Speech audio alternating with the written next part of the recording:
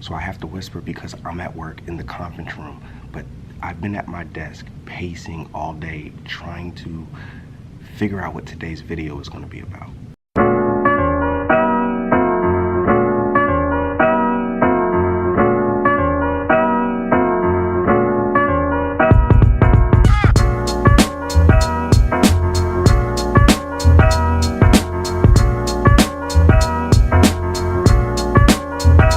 But I think that I've finally figured it out. But before I get into it, I'm just gonna go outside for a quick stroll to kind of clear my head real quick.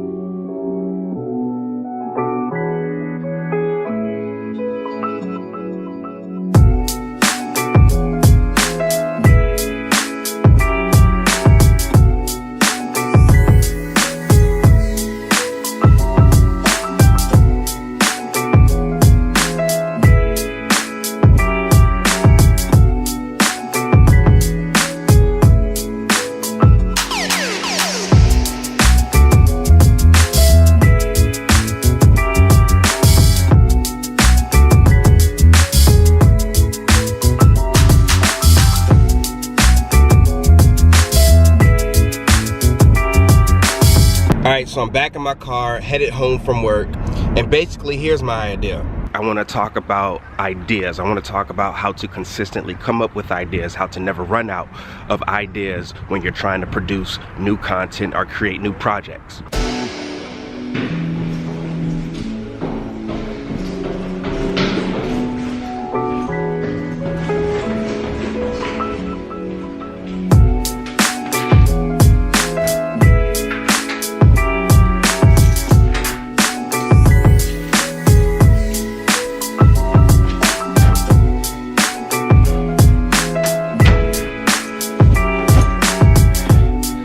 Just let me get settled in and then we'll finally get into this video.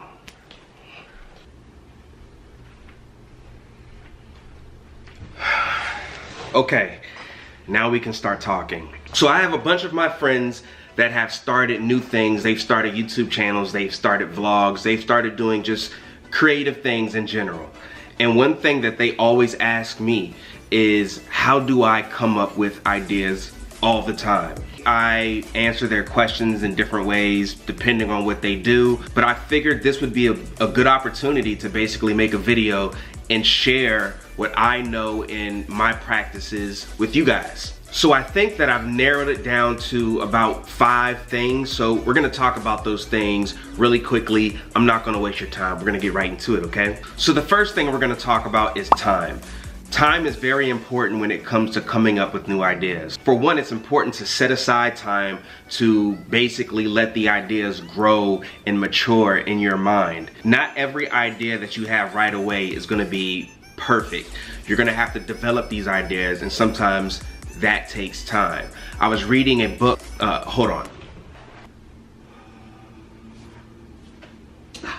So I was reading this book by Pixar. It's called Creativity Inc. by Ed Catmull, and in there it talks about how the company Pixar in the beginning, every movie that they created basically sucks. And if you've ever seen a Pixar movie and you don't live under a rock, you know Pixar movies are amazing. A lot of the times the story that we see in the end is not the original idea in the beginning. With all the resources and all the talent that they have, if they need to take time to create great movies, it's the same thing with you. If you're creating a YouTube video, if you're creating music, whatever it may be, if you're writing a book, writing a play, make sure you give yourself time to make your idea a great idea. The other importance when it comes to time is actually setting aside time to brainstorm. So I have a long commute to work. During that commute, I like to take the time and brainstorm. I sit and I think about ideas and I try to figure out new ways to do things, and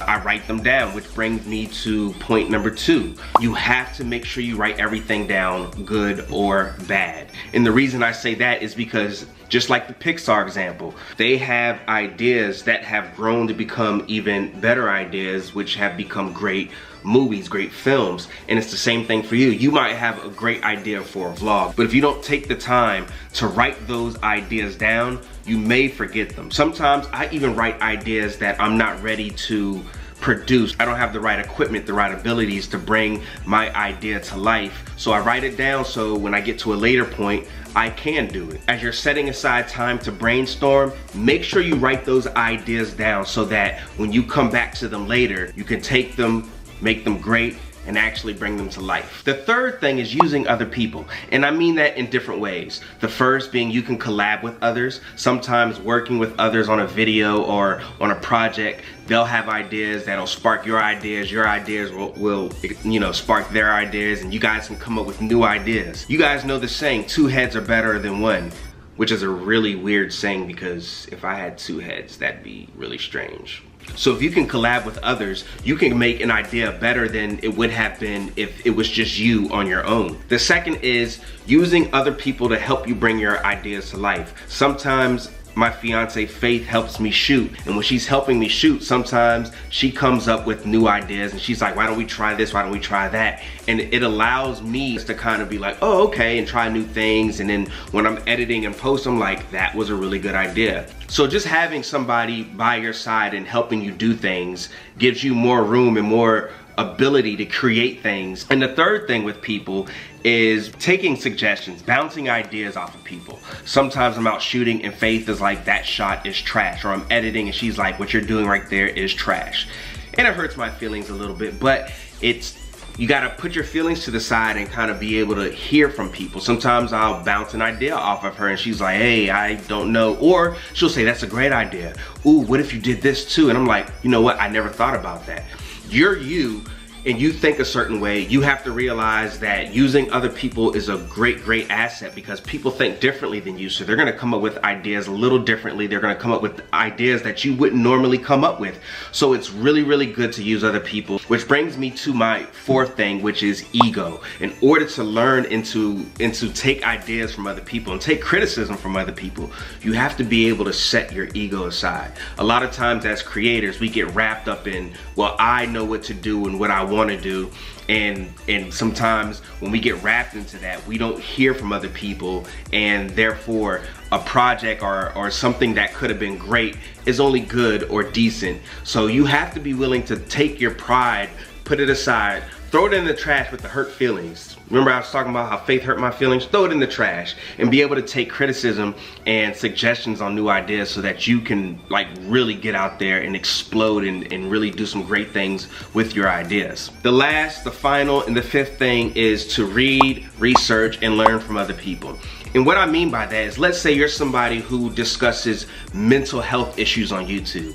Well, you're gonna constantly need to research and read up on, you know, the new developments in that field, so that when you're bringing information to your viewers and your subscribers, you're giving them up-to-date information. It's the same with news channels and channels that give tips and tricks for, I don't know, cooking, video, whatever it may be. They might need to look through those forums and see what people are discussing, the issues people are having, so that they can bring relevant information to the table. It's also good to watch other people and learn from them. If you're a filmmaker, you should watch other films. Am I right? And this is not so that you're copying anybody, but you're learning from them. You're seeing how they do something and you're taking that and you're making it your own some way, somehow. But that's where the creative process kind of comes into play. So I hope I didn't go through those too fast, but I actually have one last suggestion, and that is to never be afraid to experiment. Do some crazy things. I don't care how stupid it sounds.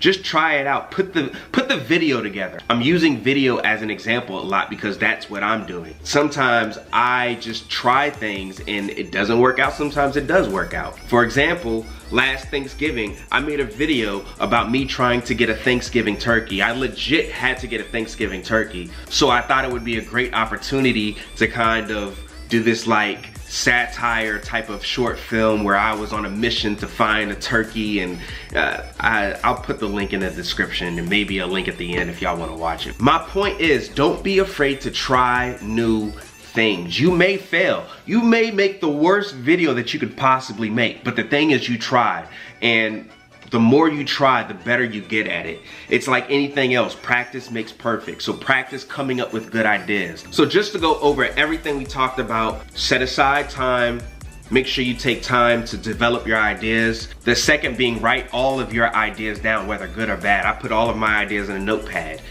You'll get better at them later. Write them down now so you don't forget about them. The third, use other people. Collab with other people. Let other people help you shoot. Don't be afraid to take criticism and suggestions from other people that you bounce ideas off of. 4, let go of your ego. You have to be able to set yourself aside from your art. I know that sounds weird. If I can step outside of my art, when somebody tells me that something I did sucks, I won't take it personal. I'm gonna take it as a point to grow my art, to grow my craft. So set aside your ego and focus on the art, focus on the product. 5th, make sure you read, you research, and you learn from others so that you can grow, get better, stay relevant, learn new things, learn new information, so that when you're presenting your final product to your viewers, to your subscribers, to your followers, to your audience, whoever they may be, it'll be something relevant and something useful to them, something that they can draw value from, and not just you putting something together and just saying, hey, look at what I did. You know what I'm saying? And lastly, experiment. Don't be afraid to try new things. It's how you grow. It's how you discover new ways to do things. So anyways, that's all I wanted to do, man. I just kind of wanted to talk to you guys about that. So on that note, I'm gonna end this video. If you enjoyed this video, or if you took anything from it at all, make sure you smash the like button. If you want to stick around for more videos, make sure you hit the subscribe button. And if you're not gonna do either of those things, then you are dead to me. No, I'm just kidding. It's all good. I love you guys anyways. All right, so I'm gonna be a booktuber for like 2 seconds. This is the end of the video, so I just really quick. This is a really good book for creators. Focus, focus. It's The War of Art by Steven Pressfield. Focus. Okay, this is the other book that I plugged earlier, the Creativity Inc. book by Ed Catmull. It's a really good book. Both of those books will help you come up with new ideas and help you learn how to be a little more creative and to operate as an artist. So that's all I have to say. I'm out of here.